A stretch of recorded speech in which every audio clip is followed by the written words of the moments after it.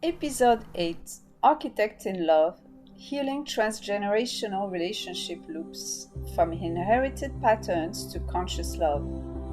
At some point in your life, you start noticing something uncomfortable. You repeat in patterns you swore you would never live. You choose different people, but the same dynamics show up. You try to communicate better, but the same reactions take over. You promise yourself it will be different, and yet, in certain moments, it isn't. That's the moment you realize, this didn't start with me. What you live in is inherited patterning, not just from your childhood, but from generations before you. And if you're going to change how we love, we have to understand what shaped it. Be honest. What pattern are you still calling love? Number 1, the wound of separation, the root distortion. This is the foundation, the belief. I am separate from others, from life, from everything, from the divine. This shows up in everyday life as feeling like no one truly understands you, believing you have to do everything alone, seeing relationships as negotiation instead of connection, treating people as roles instead of human beings. On a larger scale, it becomes us versus them, or me against the world thinking. Division by race, class, ideology, exploitation of people and nature, and instead loving material things. Because if I believe I'm separate, so I don't have to be responsible for you. But there's what both science and ancient wisdom tell us. Science. In quantum physics, particles are not isolated objects. They exist in fields of ongoing relationships. Through phenomena like entanglement, what affects one affects another, even at a distance and through time. The indigenous knowing. Many indigenous traditions have always said, you are not in nature, you are nature. The truth is not poetic, it's structural and fundamental. You are not separate from life.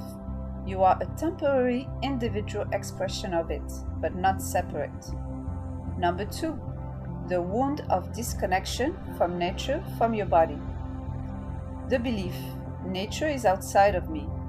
My body is separate from me.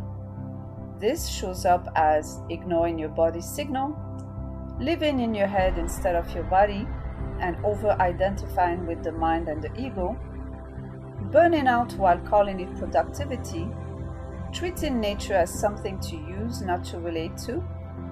Example, you're exhausted, but you push through. You're overwhelmed, but you scroll instead of resting. You feel disconnected, but avoid silence. That's disconnection. But reality is simple. Your body is not a machine. It's an ecosystem connected and living within an expanded field. And the earth is not a resource.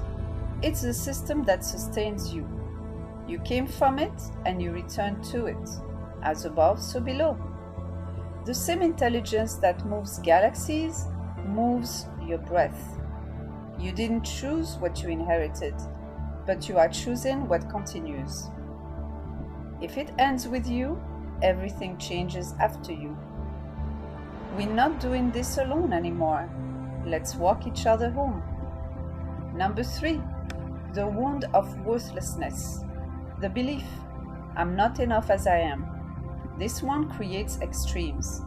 It can look like shrinking, not speaking up, settling in relationships, avoiding visibility, making yourself easy to handle, or overcompensating, overworking, overachieving, controlling others, dominating space, needing constant validation. Examples.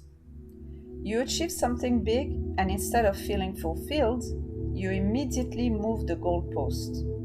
Or you stay quiet in a room because you don't want to be too much. Both come from the same wound. And at a scale, this wound creates abuse of power, superiority and inferiority complexes, systems built on domination. Because when someone feels internally small, they either disappear or try to become bigger than everyone else. But the truth is not negotiable. You are worthy because you exist. I am that I am.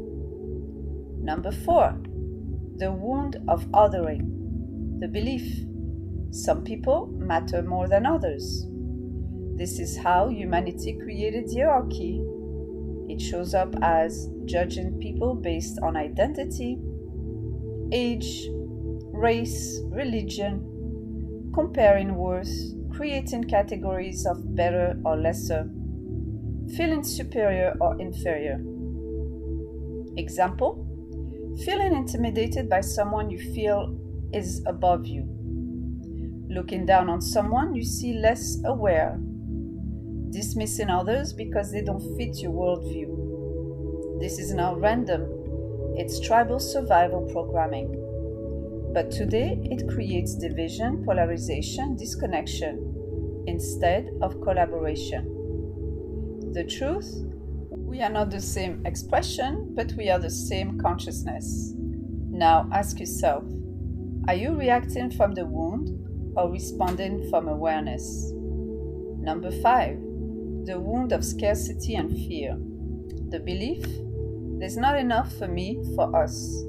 This shows up as constant stress around money or time, feeling behind no matter what you achieve, overworking and still feeling insecure, competing instead of collaborating. Example: you finally reach a goal and instead of relief, you feel pressure to maintain it.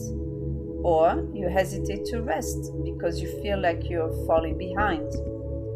This wound drives hustle culture, burnout, exploitation, profit over well-being. And yet, even when there is more, it still feels like not enough. Because scarcity is not just external, it's internal conditioning. Number 6, the wound of silence. The belief, it's not safe to speak the truth. This shows up as not expressing how you feel, avoiding difficult conversations, keeping peace at the cost of truth, staying silent in the face of dysfunction. Example: you know something is wrong, but you don't say anything. In families, it translates as abuse stays hidden, addiction stays unspoken. In individuals, truth gets buried as a rule, identity gets suppressed, especially in sensitive people who learned very early on. Speaking up leads to rejection, threatening the sense of belonging. But silence doesn't protect you, it keeps you stuck. Number 7, the wound of historical trauma.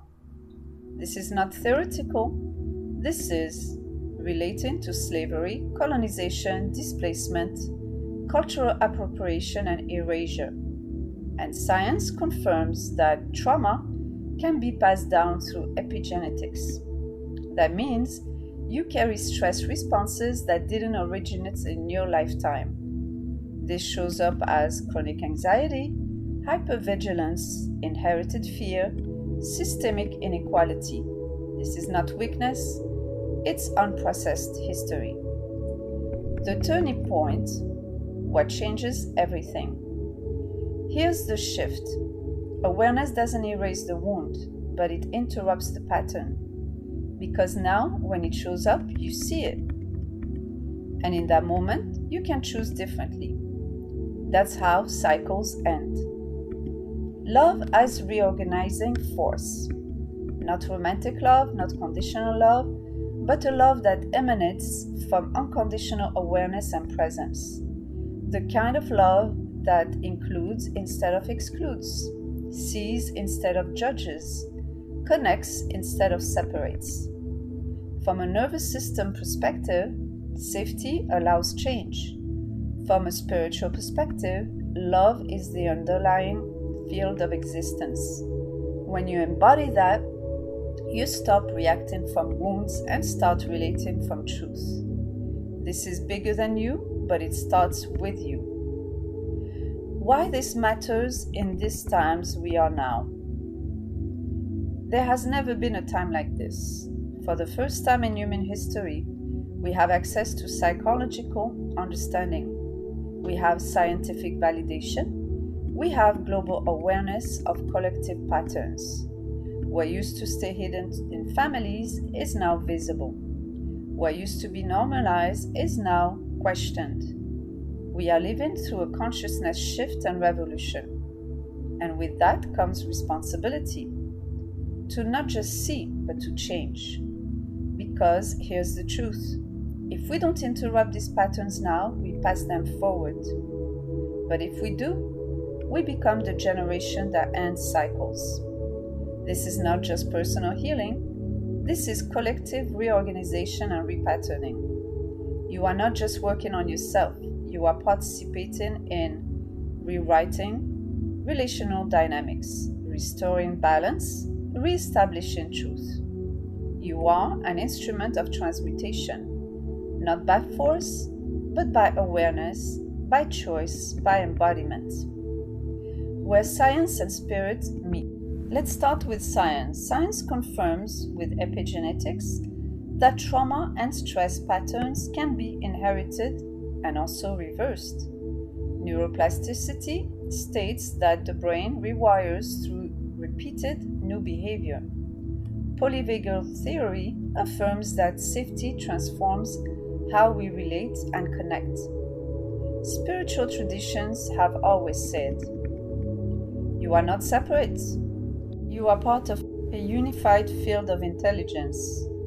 The day science begins to study non-physical phenomena, it will make more progress in 1 decade than in all the previous centuries. Nikola Tesla.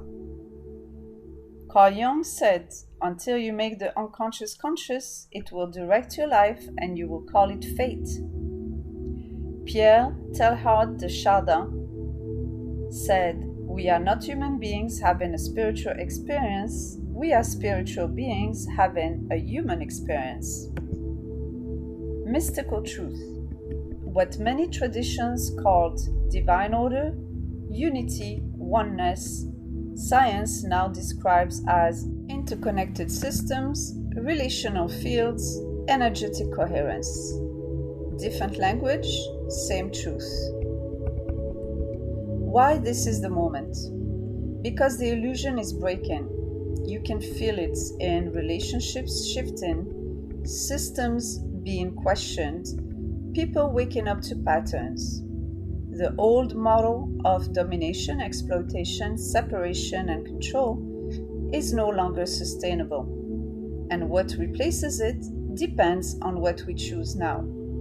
This is the pivot point, not someday, now. Comment, I break the pattern if you're done repeating it. Self-assessment. Be direct and honest with yourself and ask yourself, where do I feel separate or alone? Where do I ignore my body or environment? Where do I overprove or shrink? Where do I judge or compare? Where do I feel like it's never enough? What patterns feel older than me? Where am I not speaking truth? No judgment, just clarity. Now, rebalancing through truth. Affirmations, truth statements for each core wound. Number 1, the wound of separation. The truth is connection. The old pattern, I am alone. I have to do this by myself. Truth statements, I am connected to life even when I feel alone. Support exists beyond what I can currently see. I am part of something larger than my mind can perceive. Connection is my nature, not something I have to earn. Anchored quote. We are not separate beings, but expressions of one field of life. Number 2, the wound of disconnection. The truth is belonging, body and nature. The old pattern. I am disconnected from my body, from nature, from myself, from the divine. Truth statements. My body is not against me. It communicates with me. I belong to the same divine intelligence that sustains life. I allow it to flow through me. Slowing down reconnects me to what is real. I am nature, not separate from it. Anchor quote. The same force that moves the ocean moves through me. Number 3. The wound of worthlessness. The truth is your inherent worth. The old pattern. I'm not enough unless I prove it. Truth statement. My worth is not earned, is inherent. I do not need to prove my value to exist. I am allowed to take up space as I am. I release the need to overperform to be accepted. Anchor quote. I am that I am. Number 4. The wound of othering. The truth is unity. Old pattern. I am separate from others. Some are more or less worthy. Truth statements. I can see and honor difference without creating division. We are expressions of the same life lived uniquely. I release comparison and return to connection. I choose collaboration over competition. Anchor quote. What I recognize in others lives within me. Number 5. The wound of scarcity. The truth is sufficiency. The old pattern. There's not enough. I have to chase or control. The truth statements. There is enough when I am not operating from fear. I move from trust, not urgency. Rest does not take away my value.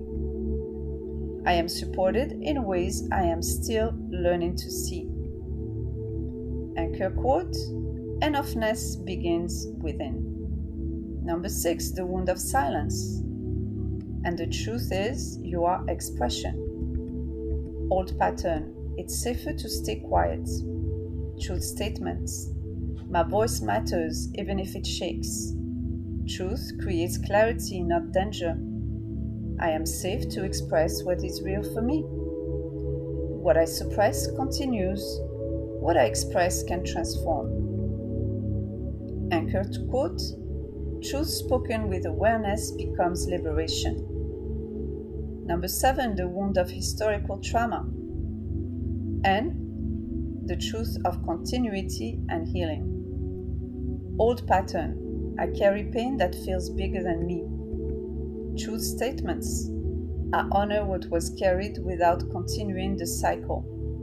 I can feel deeply without being defined by the past. Healing can move through me and extend beyond me. I am part of the restoration, not just a history. Anchor quote. I am the continuation and the transformation. In closing, we are not just healing ourselves. We are ending patterns that have been repeating for generations. This is bigger than you, but it starts with you. If you recognize yourself in this, you're already in the work. Comment, I break the pattern. Follow, stay close, and let's walk each other home. The frequency calls, the fire rises, enter at your own shift. Still Fire 1111. And if this resonated with you, subscribe to the series. Download the free ebook Energy is Everything, using science and spirit to master vibrational reality, free for subscribers of Still Fire 1111. And to celebrate my launch on Heal Me, book a free 20-minute discovery call. This is not about becoming someone else. This is about finally allowing who you are to organize your life. Heal deep, rise sovereign. The fire rises and now it radiates. Enter at your own shift. Welcome.